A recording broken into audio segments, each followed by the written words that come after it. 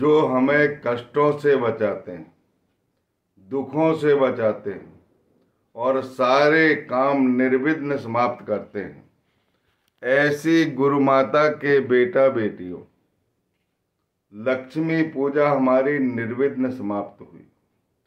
कोई भी काम की शुरुआत हो, किसी भी प्रकार का कोई भी काम हो, अपनी गुरु माता से पूछे बगैर नहीं करना चाहिए।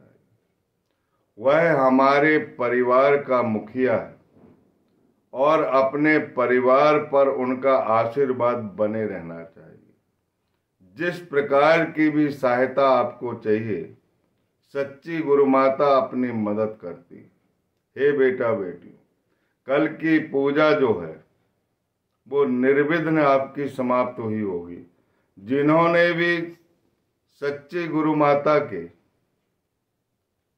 इन कथाओं को प्रेम पूर्वक मनन पूर्वक सुना है, उन घर में सभी काम निर्विघ्न समाप्त होते हैं। खासकर पूजा पाठ और जो निमित्त के काम होते हैं वो सभी निर्विघ्न समाप्त होते हैं। हे गुरु माता के बेटा बेटियों, हम 41वें अध्याय में प्रवेश कर रहे हैं। इसके पहले आपने फोटो के संबंध में जो कथाएं सुनी हैं वह बड़ी महत्वपूर्ण है। उन कथाओं को भक्ति पूर्वक और पूर्ण विश्वास के साथ अवश्य सुनिए। अब एक ऐसी कथा का प्रारंभ हो रहा है जो बेटा बेटी नहीं पढ़ पा रहे हैं, जिन्हें अध्यापन में कोई रुचि नहीं, और जो पढ़ते हैं और भूल जाते हैं। परीक्षा में जो कुछ भी आता है वो बनता नहीं। ये सारे काम साधने के लिए हेमांड पथ ने सन 1944 में बीबी देव से इस कथा को उनके अनुभव से पूछकर लिखा है। हम हेमांड पथ को नमन करते हैं और बाबा के बीबी देव जो न्यायाधीश थे, फर्स्ट क्लास ऑफिसर थे, उनको भी नमन करते हैं और उनकी कथा का आरंभ करते हैं। बीबी देव दहाणु में मुंबई नगर के ठाणे में न्यायाधीश थे और वो सभी धार्मिक ग्रंथ पढ़ते थे और साईनाथ महाराज उनकी सच्ची गुरु माता थी। उसके बाद भी उन्हें ज्ञानेश्वरी पढ़ने में बहुत दिक्कत आती थी। ज्ञानेश्वरी जो है वो कृष्ण अर्जुन संवाद है और मराठी भगवद गीता पर मराठी टीका है और बहुत सुंदर टीका है। जगत गुरु शंकराचार्य जो सबसे बड़े हैं, मैंने एक बार टीवी में कार्यक्रम देख रहा था, तब भगवद गीता की टिप्पणी पर बात चल रही थी। मैं जगत गुरु शंकराचार्य के चरणों को नमन करता हूं और उन्होंने कहा था कि सबसे अच्छी टीका जो है ज्ञानेश्वरी। आपको पता होना चाहिए कि ये ज्ञानेश्वर भगवान कौन है।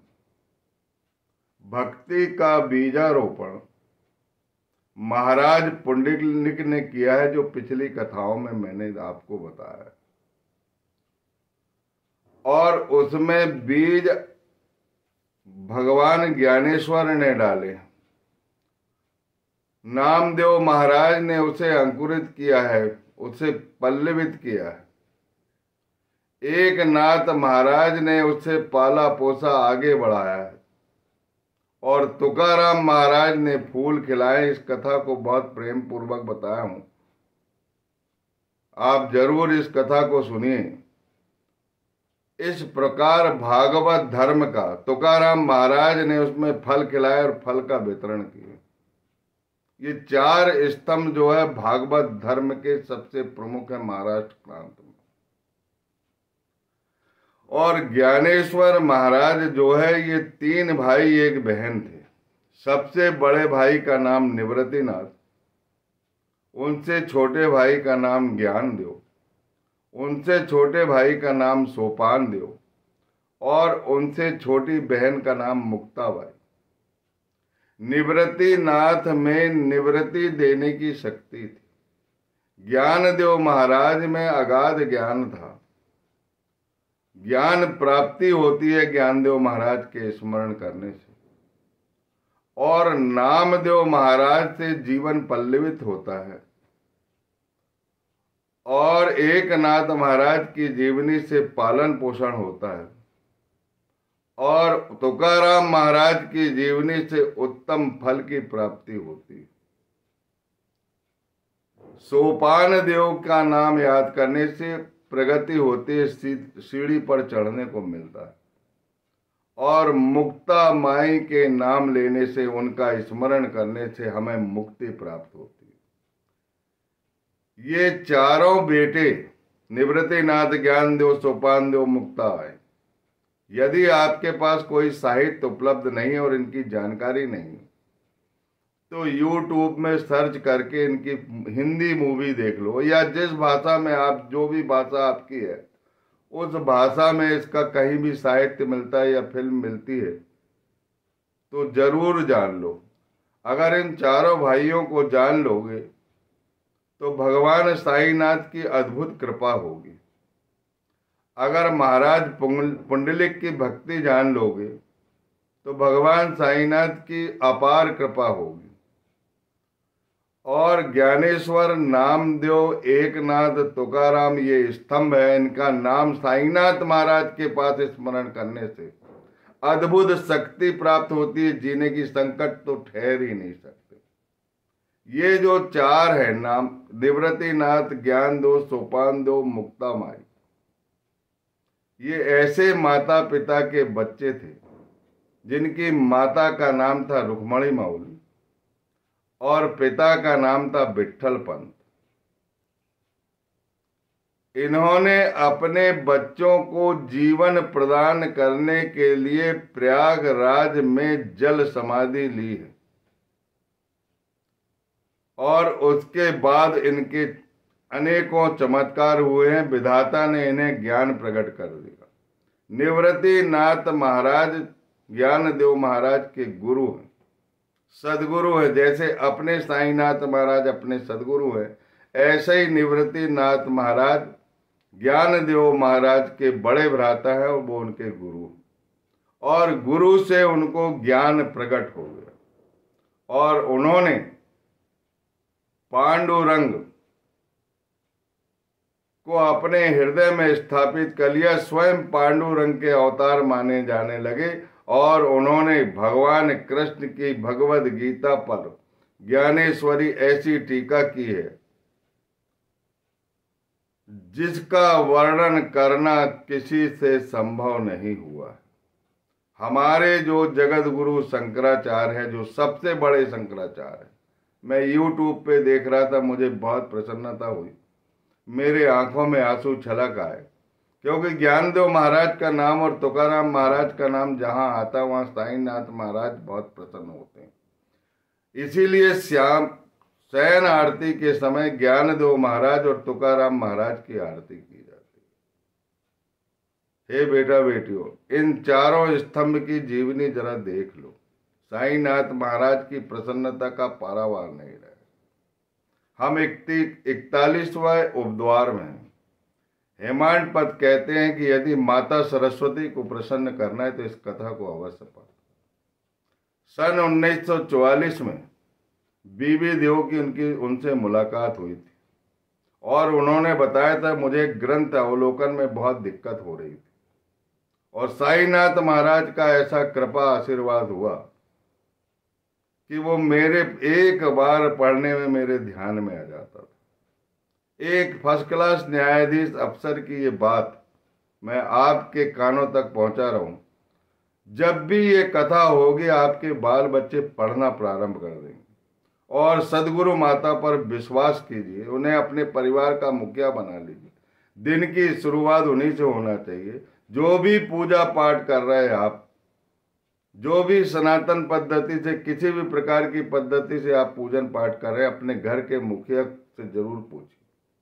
वो हमारा पालनहार है, तारनहार है, हमारे घर की पूरी व्यवस्था करता है, धन की व्यवस्था करता है, अन्न की व्यवस्था करता है, वस्त्र की व्यवस्था करता है, पैसों की व्यवस्था करता है, कहीं नहीं तो कहीं से लाके देता है और संकटों को हरता है। विपत्ति आती है, कुछ हो जाता है तो भी वो सहायता करता है, आपको समय पर आप आदमी उपलब्ध कराता है। ऐसा ध्यान रखने वाली सदगुरु माता पर जरूर विश्वास रखिए।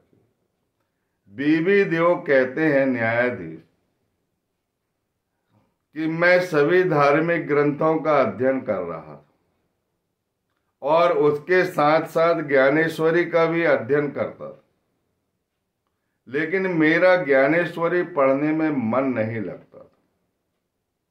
मैंने 3 माह की छुट्टी ले ली, वहां से शिरडी गया और शिरडी में कुछ दिन तक पढ़ा। मेरे मन में बेचैनी बढ़ गई। मैं सभी धार्मिक ग्रंथ तो अच्छे से पढ़ लेता था, लेकिन जब भी ज्ञानेश्वरी खोलता था, पोथी बोलते थे साईनाथ महाराज इसे प्यार से, ज्ञानेश्वरी को, जब भी मैं ज्ञानेश्वरी पढ़ता था तो मेरे मन में नाना प्रकार के विचार आ जाते थे। मैं बहुत बेचैन हो गया। मैं शिरडी गया, वहां पर भी मेरी बेचैनी कम नहीं। फिर अपने निवास स्थान पौड़ गया, वहां पर भी पढ़ना प्रारंभ किया, लेकिन ज्ञानेश्वरी पढ़ने में मुझे बहुत कष्ट होता था। मुझे समझ में नहीं आता था कि मैं क्या करूं। फरवरी का माह था, उन्होंने सपरिवार निश्चय कर लिया ज्ञानेश्वरी पढ़ने के कारण। आजकल बच्चे पढ़ते हैं, कोई सब्जेक्ट कठिन होता है, गुरु माता पर विश्वास करो और अपनी किताब खोलो, माता पिता का आदर करो, बिल्कुल पढ़ाई होगी। माता सरस्वती इन सब विचारों से बहुत प्रसन्न होती। हे साईनाथ महाराज के बेटा बेटियों, बड़ी महत्वपूर्ण कथा है। पिछली कथा भी बताया था मैंने 19-20 अध्याय में। साठे की गुरु चरित्र नहीं हो रहा था याद, लेकिन साईनाथ महाराज की कृपा से गुरु चरित्र याद। माधवराव देशपांडे को विष्णु सहस्त्रनाम याद नहीं हो रहा था। वो साईनाथ महाराज से विवाद भी कर रहा था, इतने संस्कृत के श्लोक, इतने कठिन शब्द मैं कैसे याद करूंगा। साईनाथ महाराज ने बोला मेरे सामने पढ़ो, धीरे धीरे पढ़ो, मुझ पर विश्वास करो, मेरा मनन चिंतन करो। उन्हें विष्णु सहस्त्रनाम याद हो गया और अर्थ सहित याद हो गया। काका साहब दीक्षित के दामाद प्रोफेसर नारके को उन्होंने इसका अर्थ व्याकरण सम्मत सहित एक एक श्लोक का अर्थ बता दिया। धन्य है साईनाथ महाराज की कृपा और उनकी करुणा। मैं कोटि कोटि प्रणाम करता हूं। मैं इन चरणों को छोड़कर नहीं जाना चाहता। हे साईनाथ महाराज, तुम्हारे चरण मेरी हथेली पर दे दो। मेरे आंखों के प्रेम आश्रु से मैं सदा अभिषेक करता रहूं। जन्म जन्मांतर तक भी मैंने ये अभिषेक कार्य किया, तो भी तुम्हारी करुणा के सामने मेरा यह पूजा भाव नगण्य है, नहीं के बराबर। इसलिए दया कीजिए, कृपा कीजिए, क्षमा कीजिए। अपराध करे बालक अज्ञान, क्रोध न करती माता माँ। हो प्रेम पूर्ण तुम माता, कृपा प्रसाद दीजिए दाता। सदगुरु माता तेरी तभी पढ़ाई, त्यागेगा मन जब सतत बुराई। कस्तूरी का साथ मिले, अतिमाती का मोल बढ़े। सुरविद सुमनों का साथ मिले, धागे को भी सम सुरभि मिले। हे साईनाथ महाराज, दया कीजिए, कृपा कीजिए। अब बीबी देव फिर से शिरडी जाते हैं सपरिवार सहित और पठन करते हैं। उनकी स्थिति यथावत बनी रही। वो बापू जो आप जोग से बोलते हैं,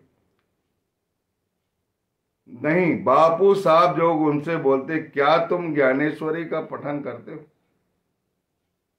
तो इनका अंतःकरण द्रवित हो जाता और मन में प्रसन्नता हो जाती कि इन्होंने कैसे जान लिया।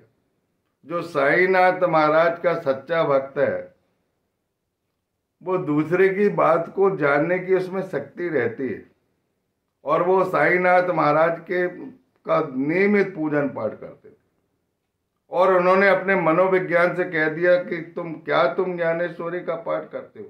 तो बोले हाँ करता हूँ, लेकिन मुझे कुछ भी याद नहीं होता।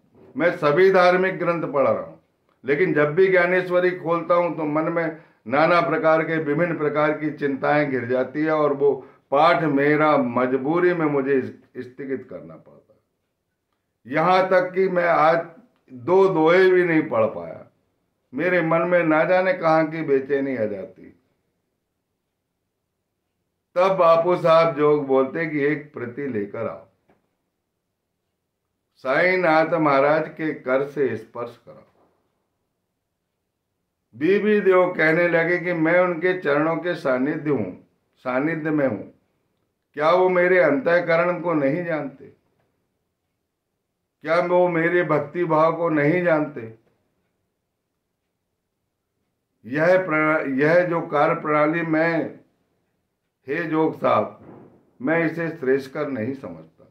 मैं उनका शिशु हूं, वो मेरी माता है, और माता शिशु को कब दुग्धपान कराना चाहती है माता को मालूम रहता है। धन्य है बीबी देव का विश्वास। उन्होंने कोई प्रति नहीं खरीदी, लेकिन विश्वास और प्रेम जहां है वहां साईनाथ महाराज स्वयं पहुंच जाते। वो जाते हैं द्वारका माई, बाबा को प्रणाम करते हैं, 1 रुपए दक्षिणा देते हैं। बाबा उनसे 20 रुपए की दक्षिणा मांगते, वो सहर्ष दे देते और द्वारका माई में जाकर बैठ जाते। और एक बालक राम नाम का बंधु उन्हें मिल जाता है। वो समस्त ग्रंथों का अध्ययन करता है। बीबी देव को यह लगता है कि ये ग्रंथ पढ़ता है, क्या इसे याद हो जाते? और बालक राम से पूछने की कोशिश करता है कि तुमने साईनाथ महाराज की भक्ति कैसे प्राप्त, कैसे उनकी कृपा हुई तुम्हारे ऊपर?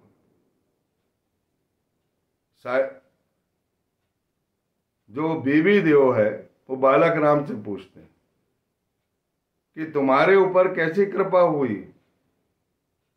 तुम सारे ग्रंथों को पढ़ते हो और तुम्हारे ध्यान में आ जाता है, ये कैसी माया है आपकी? साईनाथ महाराज का कौन सा आशीर्वाद है?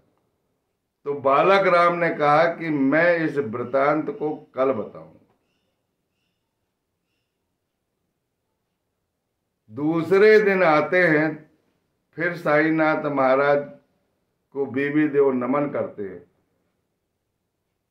नमन करते वक्त साईनाथ महाराज उनसे फिर 20 रुपए की दक्षिणा मांगते हैं, वो सहर्ष दे देते। और द्वारका माई में ये लोग बैठे रहते, बालक राम भी वहीं बैठा रहता। बीबी देव बालक राम से कुछ पूछना चाहता। उसके मन में यह था कि साईनाथ महाराज, बीबी देव के मन में था कि साईनाथ महाराज का पूर्व इतिहास जो भी पूछना चाहते थे, जो भी मन में शंका कुशंका उनकी आ गई रही होगी। हालांकि वो परम भक्त थे उनके। और साईनाथ महाराज के पास एक चंदू कोड़ी नामक व्यक्ति बैठा हुआ, उनका वार्तालाप हो ही रहा था। बालक राम उत्तर देने ही वाला था और चंदू कोड़ी को बीबी देव के पास साईनाथ महाराज ने भेजा दी कि उस देव नामक व्यक्ति को मेरे पास बुलाई। साईनाथ महाराज ने उन्हें बुला लिया और वो कहने लगे कि तुम ये चोरी का काम कब से करने लगे? बोले हे देवा, मैंने तो कोई चोरी का काम नहीं किया।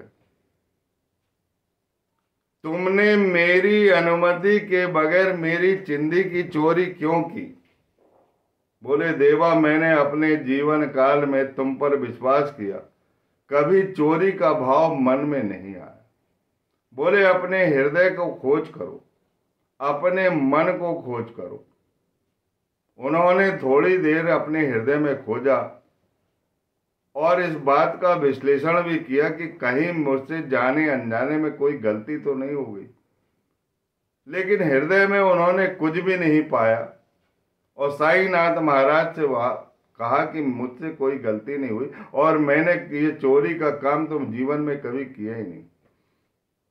साईनाथ महाराज फिर क्रोध से तमतमा गए, बोले तुम्हारे बाल तो पक गए हैं, तुम्हारे केश तो पक गए हैं और तुम वृद्ध भी हो गए हो, इसके बाद भी तुमने चोरी करना नहीं छोड़े और तुमने मेरी चोरी कर। तुम न्यायाधीश हो, सबके साथ न्याय का काम करना चाहिए, मेरे साथ अन्याय का काम क्यों करते? इस तरह का भेदभाव मत रखो। साईनाथ महाराज क्रोध में थे, क्रोध से लाल लाल हो गए थे और फिर उसके बाद उनसे 25 रुपए की दक्षिणा मांगी। उन्होंने 25 रुपए की दक्षिणा साहस दे और फिर देव को कहा कि तुम बाड़ा जाओ और 1 घंटे में लौट कर आओ। श्री बीबी देव फर्स्ट क्लास ऑफिसर बाड़े में जाते हैं, फिर बालक राम से सारा वृतांत बताते हैं कि ऐसा ऐसा हुआ और उसके बाद फिर बाबा के पास आते हैं और बाबा के चरणों को वो प्रणिपात करते। बाबा फिर 12 रुपए की दक्षिणा मांगते।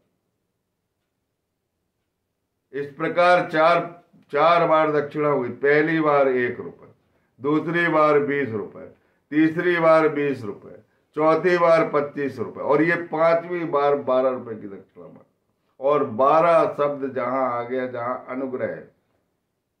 हे साईनाथ के बेटा बेटियों, मैंने साईं चरित्र में आपको बताया है कि 1 से 12 तक अध्याय की कथा सुनने के बाद 13वां अध्याय अनुग्रह वाला है। फिर 13 के बाद 1 गिनिए, 12 तक गिनिए, 26वां अध्याय अनुग्रह वाला। फिर 26 के बाद 27 से 1 गिनिए, 12 तक गिनिए, 39वां अध्याय अनुग्रह वाला। ये अभी 41वां अध्याय चल रहा है। 39वें अध्याय ने भगवान कृष्ण ने गीता में जो उपदेश दिए, अध्याय 4 का 34वां श्लोक का साईनाथ महाराज ने जो टीका किया उसको ध्यान पूर्वक मनन पूर्वक पढ़िए। सारे कष्टों की होली जलेगी, माता सरस्वती की कृपा होगी, ज्ञान होगा, अज्ञानता हट जाएगी, द्वैत भाव हट जाएगा, विनाश से अविनाश की ओर आ जाओगे। 39वां अध्याय जरा ध्यान पूर्वक पढ़ना। लोग समझते थे कि साईनाथ महाराज को संस्कृत नहीं आती, लेकिन जब इस श्लोक का उन्होंने रहस्यमय गूढ़ार्थ बताया तो सब बड़े बड़े विद्वान को विस्मय में डाल दिया। 39 के बाद फिर 12 गिनिए तो 52वां अध्याय 51-52 हेमांत पद ने कर दिया, जिसमें आरती है। वो आरती तो सदा अनुग्रह देती है, सदा कल्याण करती है, सदा भक्तों की रक्षा करती है। जिसके मन में जैसा भाव है वैसा भाव उतर जाता। साईनाथ महाराज की कृपा है, वो आशीर्वाद, आरती उनकी। हे बेटा बेटियों, 12 रुपए की दक्षिणा बीबी देव से फिर मांगते हैं और कहते हैं कि तुम चिन्नियों की चोरी करना बंद कर दो, ये अच्छी बात नहीं। और उसके बाद मैं मैं महाराज को दया आती है, मैं तुमको एक सुनहरा सेला देना चाहता हूँ, दुपट्टा देना चाहता हूँ तुम्हें, मैं अपने हृदय का दुपट्टा पहनाना चाहता हूँ। मेरे मन में ऐसी तुम्हारे लिए बात है, और जाओ पोथी का अध्ययन करो। और वो घर जाते हैं और पोथी का अध्ययन करते हैं तो कुछ कुछ विचार उनके बनने लगते, फिर भी कृपा नहीं होती। फिर वो कहते हैं कि हे मेघ दृष्टि, स्वाति नक्षत्र में चातक पक्षी को घनघोर वर्षा ऋतु में जिस प्रकार चातक पक्षी एक बूंद से संतोष पा लेता है, उसी प्रकार का संतोष मुझे आपके चरणों से हुआ। दया कीजिए, कृपा कीजिए, क्षमा कीजिए और मुझे पोथी पढ़वाने में मदद कीजिए। साईनाथ महाराज फिर उनके स्वप्न में जाते और उन्हें कहते हैं कि मेरे सामने पोथी पढ़ो, मेरे सामने धार्मिक ग्रंथ पढ़ो, जल्दबाजी ना किया करो, मुझ पर विश्वास किया करो।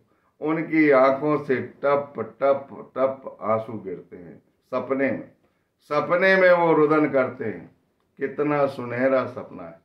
हे बेटा बेटियों, जो भी साईनाथ महाराज की इस कथा को सुनेगा, साईनाथ महाराज उन्हें स्वप्न में अवश्य अनुग्रह करेंगे और उनके बेटा बेटी को पढ़ने की शक्ति प्रदान करेंगे ताकि वो अपनी योग्यता से प्रसिद्धि पाए, पुण्यकारी जीवन उनका बने और वो धन की वर्षा उनके ऊपर सदा लक्ष्मी की कृपा हो, धन बरसता। हमारे साईनाथ महाराज त्रिदेव, ब्रह्मा विष्णु महेश उनके हृदय में और तीनों देवियों की वहां पर कृपा होती है और माता सरस्वती की कृपा मैंने आपको बताई थी।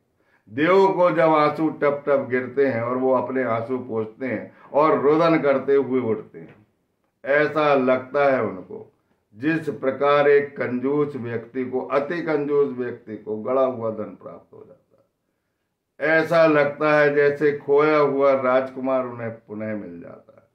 और साईनाथ महाराज के चरणों को वो प्रणिपात करते हैं और प्रणिपात कर उनकी नींद खुलती है। उसके बाद उनकी नींद खुलती है।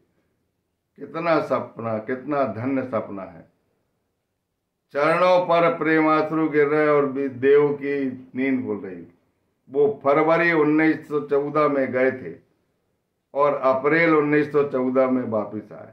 2 अप्रैल 1914 दिन, गुरुवार के दिन, साईनाथ महाराज ने उन्हें ब्रह्म मुहूर्त में इस प्रकार का सपना देकर कृतार्थ कर दिया। हे बेटा बेटी, साईनाथ महाराज आप पर भी कृपा की वर्षा होगी, करुणा की वर्षा होगी और धन वर्षा ऋतु के समान आपके घर में बरसेगा और समस्त कष्ट हरेंगे। इस कथा को निरंतर सुनते रहिए, कल्याण होगा सबको। ओम साई राम। बोलिए सच्चिदानंद सदगुरु साईनाथ महाराज की जय।